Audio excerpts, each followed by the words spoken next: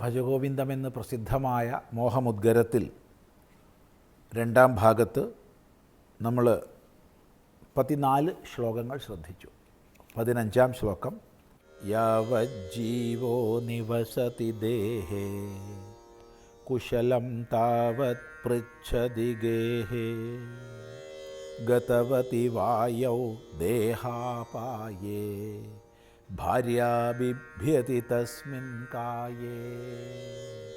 യാവജ്ജീവോ നിവസതി ദേഹേ കുശലം താവത് പൃച്ഛതി ഗേഹേ ഗതവതി വായൗ ദേഹാപായേ ഭാര്യാ ബിഭ്യതി തസ്മിൻ കായേ.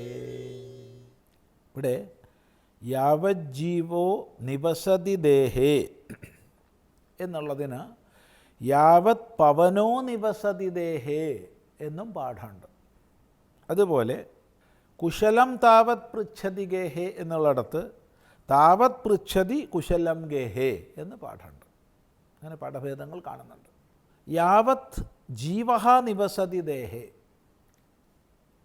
എത്ര കാലം വരെ ജീവൻ ശരീരത്തിൽ താമസിക്കുന്നുവോ, എത്ര കാലം വരെ നമ്മുടെ ശരീരത്തിൽ ജീവനുണ്ടോ.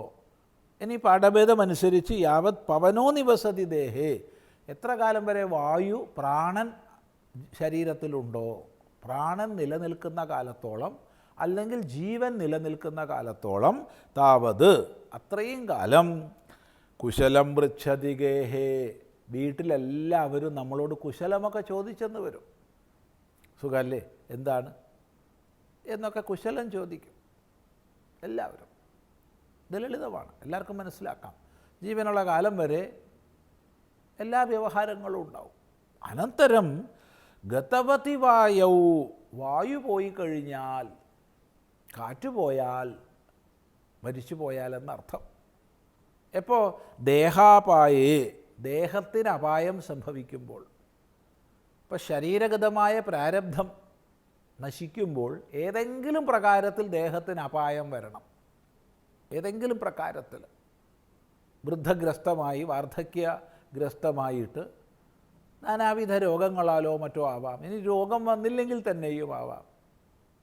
ബാഹ്യമായി അറിയപ്പെടാത്ത എന്തെങ്കിലും ആന്തരിക രോഗങ്ങളാലാവാം, അല്ലെങ്കിൽ വല്ല അപകടങ്ങളാലാവാം. നമുക്ക് പറയാൻ വയ്യ എങ്ങനെയാണെന്നുള്ളത്. എങ്ങനെയെങ്കിലും ശരീരം ശാന്തമായേ മതിയാവും. കാരണം ജനിച്ചവർക്കൊക്കെ മരണം സുനിശ്ചിതമാണ്. എപ്പോഴാണ് മരണം, എന്നാണ് മരണമെന്ന് അറിയില്ലെന്ന് മാത്രം. മരണം സുനിശ്ചിതമാണ്.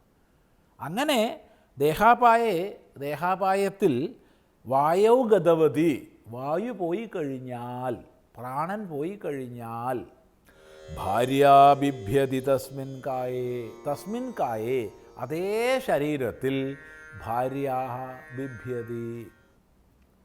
ബിഭ്യതി എന്നുള്ളത് ബഹുവചനമാണ്. അതുകൊണ്ട് നമുക്ക് ഭാര്യമാർ ഭയപ്പെടുന്നു എന്നർത്ഥമെടുക്കണം. ഭാര്യമാർ പോലും. അപ്പം ഭാര്യമാർ എന്നിവിടെ പറഞ്ഞത് ശ്രദ്ധേയമാണ്.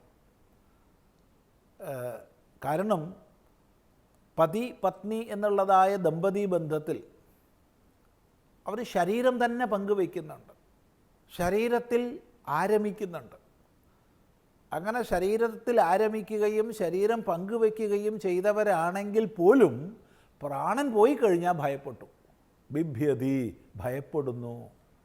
പിന്നെ പേടിയാണ് ആ ശരീരത്തെ, തീർത്തും പേടിയാണ്. ആ ശരീരമായിരുന്നു അല്പം മുമ്പ് തന്നോട് കൂടെ ഉണ്ടായിരുന്നത്, അല്പം മുമ്പ് തന്നെ രമിപ്പിച്ചിരുന്നത്, അഥവാ താൻ രമിപ്പിച്ചത്. അത്ര സംബന്ധയുക്തമാണെങ്കിൽ തന്നെയും പ്രാണൻ പോയി കഴിഞ്ഞാൽ, ജീവൻ പോയി കഴിഞ്ഞാൽ ആ ശരീരം പിന്നെ ഭയഹേതുവാണ്. ഇതൊരു വസ്തുതയാണ്. അപ്പം അവിടെ ശരീരഭിന്നമായിട്ട് ജീവൻ എന്ത്, ആരാണ് ഞാൻ, എന്താണ് ശരീരത്തിന് ചേതസ്സിന് നൽകുന്നത്, ചൈതന്യയുക്തമായി ഈ ശരീരത്തെ നിലനിർത്തുന്നത് ആരാണ്, അതല്ലേ ഞാൻ. എൻ്റെ ഉപാധിയാകുന്ന ശരീരത്തിൻ്റെ നാശത്തിൽ ഭാര്യയ്ക്ക് പോലും ഭയമാണെന്ന് പറയുമ്പോൾ ചിന്തിക്കുക. അപ്പോൾ ഇവിടെ വാസ്തവത്തിൽ ശരീരവിലക്ഷണമായിരിക്കുന്ന ആത്മസ്വരൂപത്തെക്കുറിച്ച് വിചാരം ചെയ്യിപ്പിക്കുന്നതാണ് ഈ ഒരു ശ്ലോകം എന്ന് മനസ്സിലാക്കണം. നോക്കൂ, യാവജ്ജീവോ നിവസതി ദേഹേ കുശലം താവത് പൃച്ഛതി ഗേഹേ ഗതവതി വായൗ ദേഹാപായേ ഭാര്യാ ബിഭ്യതി തസ്മിൻ കായേ.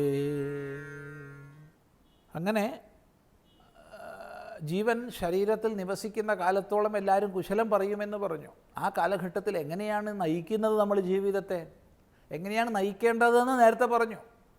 ഗേയം ഗീതാനാമസഹസ്രം, ധ്യേയം ശ്രീപതിരൂപമജസ്രം, നേയം സജ്ജന സങ്കേചിത്തം, ദേയം ദീനജനായ ച വിത്തം എന്നൊക്കെ പറഞ്ഞു.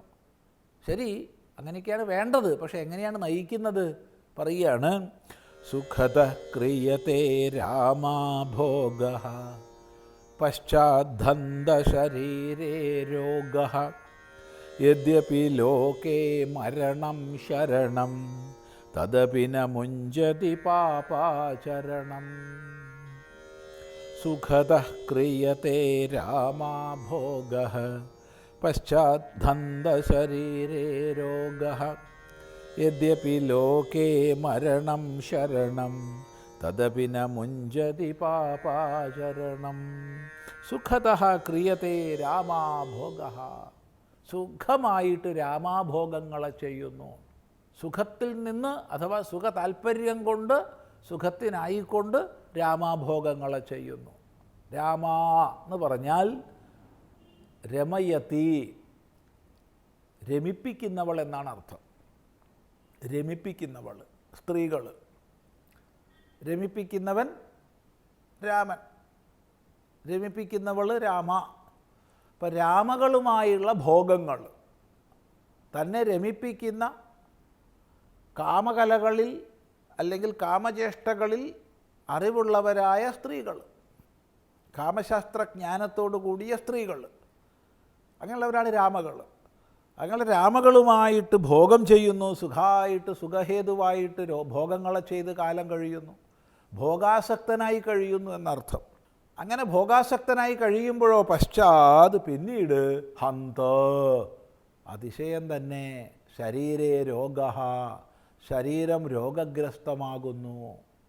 യതിപ്പോൾ ആരാ ശരണം? മരണം മാത്രമാണ് ഇനി ശരണം. എന്നാലും പാപാചരണം ഒട്ടൊഴിവാക്കുന്നുമില്ല. ഇതാണ് പറയുന്നത്. ഈ ശ്ലോകം നമുക്കൊരിക്കൽ കൂടി ചിന്തിക്കാം. അടുത്ത പ്രാവശ്യമാവട്ടെ.